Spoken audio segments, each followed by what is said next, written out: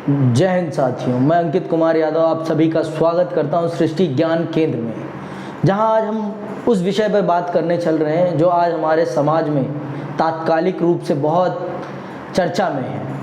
धर्म, वो धर्म जिसको हम समझते तो ढंग से हैं नहीं, लेकिन उसके लिए लड़ने के लिए तैयार हो जाते हैं। धर्म को समझना ज़रूरी है। क्या जिन लोगों ने हमें धर्म के उपदेश दिए हैं, क्या वो अशिक्षित थे?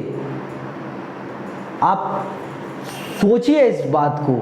जिन लोगों ने हमें उपदेश दिया है, भगवान कृष्ण, भगवान राम या पैगंबर साहब, क्या उनके अंदर ज्ञान की कमी थी? आप बताइए मुझे।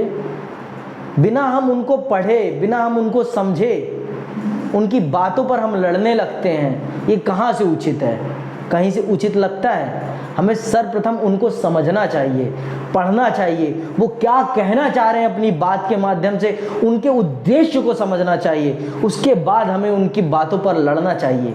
अगर किसी ने कुछ अपशब्द या कुछ कह ही दिया तो हमें इतना बावला नहीं होना चाहिए कि हम देश में हंगामा मचा दें। कहीं से भी उचित नहीं है। और ये एक प्रकार से अज्ञानता को दिखाता है कि हमारा समाज अज्ञानी है।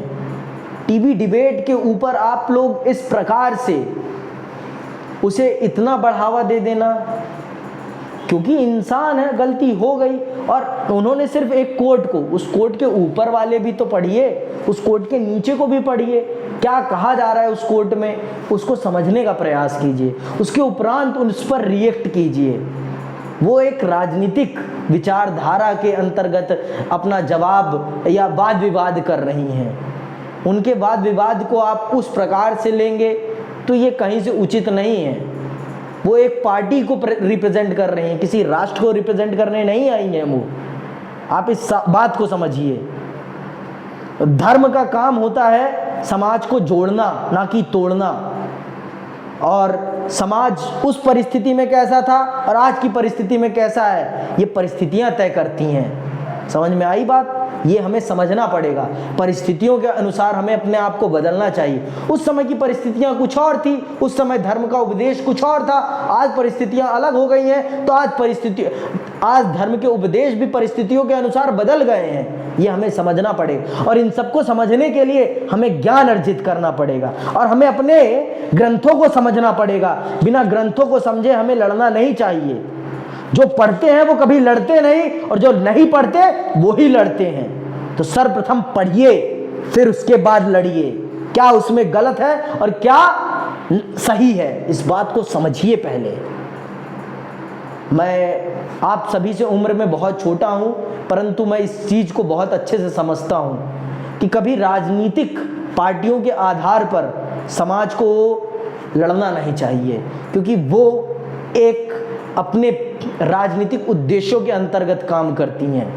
उनका काम होता है सत्ता को अपने हाथ में किसी भी रूप में नियंत्रित करके रखना, क्योंकि वो सत्ता कमाने आई हैं। उनका काम सत्ता से है, उनको धर्म से कोई काम नहीं है।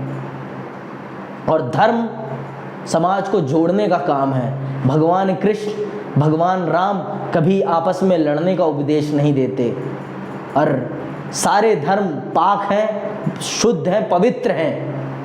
सारी भाषाएं शुद्ध हैं, पवित्र हैं। उन्हें पाक नापाक, शुद्ध और अशुद्ध करने का काम उनको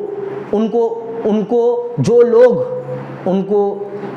लोग उनका अनुग्रहण कर रहे हैं, मतलब जो उसके रास्ते पर चल रहे हैं, जो उसके अनुयायी हैं, वो करते हैं गलत और सही, शुद्ध और अशुद्ध।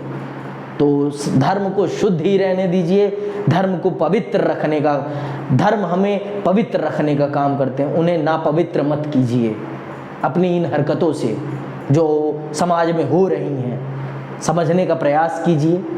देश को सुख शांति की ओर, विकास की ओर लेके जाइए और शिक्षित करिए समाज को, क्योंकि जब तक शिक्षित नहीं होगा समाज, तब तक अंधविश्वास फैला रहेगा और देश अंधकार में जलता रहेगा।